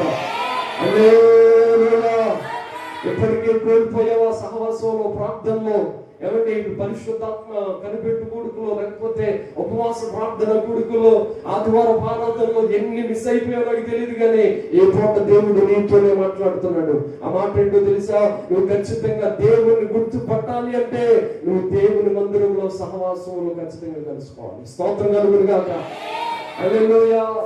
వారందరూ కూడి ఉన్న చోటికి ఇప్పుడు చదవండి 25 వచ్చును. గనుక తక్కిన శిష్యులు యేసు 26 వచ్చును. 8 దినములైన తర్వాత ఆయన శిష్యులు మరలా లోపల ఉన్నప్పుడు తమ వారితో కూడా ఉండెను. తలుపులు మూయబడి ఉండగా యేసు వచ్చి మధ్యలో నిలిచి మీకు సమాధానము కలుగునుగా. చప్పట్లు కొడుతూ స్తోత్రం చెప్పండి ఒకసారి. హల్లెలూయా. 8 దినములు అయిపోయినాయి. 8వ దినం అంటే ఆదివారం. మరలా పునరుద్ధాన ప్రారంభంలో ఆయన వచ్చి వారి మధ్యన నిలిచి వార్త చెప్తాడు, మీకు సమాధానము. నువ్వు ఎంతకాలం మిస్ అయిపోయిందంటే తెలుసా, దేవుని పరిశుద్ధాత్మని, నడిపింపుని, అభిషేకాన్ని సమస్తం కోల్పోయావు. నీకు అర్థం కావట్లా. నువ్వు చచ్చిపోయిన స్థితిలో ఉన్నావు. మరలా బ్రతకడం కోసం యేసయ్య కోసమే వచ్చేసాడు. స్తోత్రం. హల్లెలూయా. యేసయ్య కోసమే వచ్చాడు. మీకు సమాధానం ఇవ్వడానికి వచ్చాడు, మీకు సమృద్ధిని ఇవ్వడానికి వచ్చాడు, మిమ్మల్ని ఆశీర్వదించడం కోసమే వచ్చాడు. ఆయన దిగి వచ్చి మాట్లాడుతున్న మాట ఏంటో తెలుసా, తలుపులన్నీ వైవైపోయి ఆయనే వారి మధ్యలోనికి దిగి వచ్చేసాడు. అప్పటి వరకు తలుపెత్తి రాలేడు యేసయ్య కూడా, కానీ ఇప్పుడు చెప్పండి, ఆత్మస్వరూపిగా వారి మధ్యలోనికి వచ్చేసాడట. మన మధ్యలో కూడా యేసయ్య వచ్చేసాడు ఈ పూట. స్తోత్రం కలుగునుగా. హల్లెలూయా. ఇప్పుడు ఏం పొందుకుని వెళ్తావు, ఇప్పుడు ఏమని చెప్తావు, బయటికి వెళ్ళి తోమని అడిగితే ఇప్పుడు తోమ ఏమని చెప్తాడు తెలుసా, మొదటిసారి యేసయ్య వచ్చినప్పుడు నేను చూడలేదు, కానీ ఇప్పుడు నేను చూశానయ్యా. నా యేసయ్య నేను గుర్తుపెట్టుకున్నానయ్యా. నా యేసయ్య నిజంగా తిరిగి లేచానయ్యా. ఆయన సజీవుడైన దేవుడయ్యా. నిజమే బాబు, నిజంగానే యేసు ప్రభువు సజీవుడే, నిజంగా బ్రతికాడు, ఆయన తిరిగి లేచాడు. ఎంతో మంది చెప్పారు, మా సంఘం కూడా చెప్పారు, కానీ నేను వినలేదు. నిజంగా యేసు ప్రభువు యొక్క మేకుల్లో వేలు గుర్తుపెట్టి చూస్తే నాకు అర్థమైంది, నిజంగా నేను చూశానయ్యా. ఆయన ప్రక్కలో వేలు పెట్టి చూశాను, నిజంగా ఆయన పొడవబడ్డది. నా యేసయ్య తిరిగి లేచాడు. నిజంగా నేను నమ్ముతున్నానని అప్పుడు మిగిలిన వారందరికీ సాక్ష్యం ఇవ్వడం కోసం తోమా మొట్టమొదటిగా భారతదేశానికి వచ్చాడు. స్తోత్రం కలుగునుగా. తోమా మొట్టమొదటిగా భారతదేశానికి వచ్చి సువార్త చెప్పాడు. ఆర్యులకి, బ్రాహ్మణులకి సువార్త చెప్పి నా యేసయ్య విమోచకుడు, నా యేసయ్య సజీవుడైతే. ఏమండి, అపనమ్మకు వచ్చిన తోమ, వారితో సహవాసంగా లేకపోయిన తోమ మిస్ అయిపోయిన ఆశీర్వాదాన్ని మనం ఎప్పటికీ మిస్ కాకూడదు. మనం అందరం తీవ్రకరంగా ఉండాలంటే ఖచ్చితంగా మొట్టమొదటి చెప్పండి, మృతుల్లో చెప్పాలి. మనం మృతుల్లో వెతకూడదు. రెండవది, అందరూ కలిసి సరదాగా భోజనం గడ్డ ఉండకూడదు. నాకు వేరప్పుడేను. రెండో మాట ఏంటి, వారందరూ కలిసి భోజనం చేసినట్లుగా మనము ఏ బాధ లేని భోజనాలు గడ్డ కూర్చోకూడదు. మనం సంతోషంగా ఉన్నప్పుడు చేయాలి పని. మూడో విషయం ఖచ్చితంగా మనం ఆలోచన చేసాం. ఏ విషయాన్ని? మూడో విషయం ఏంటంటే, యేసు ప్రభువు వారు ఎలాగైతే సజీవులకు దేవుడు అన్నాడు, మనం కూడా సజీవులుగా లేపబడాలి.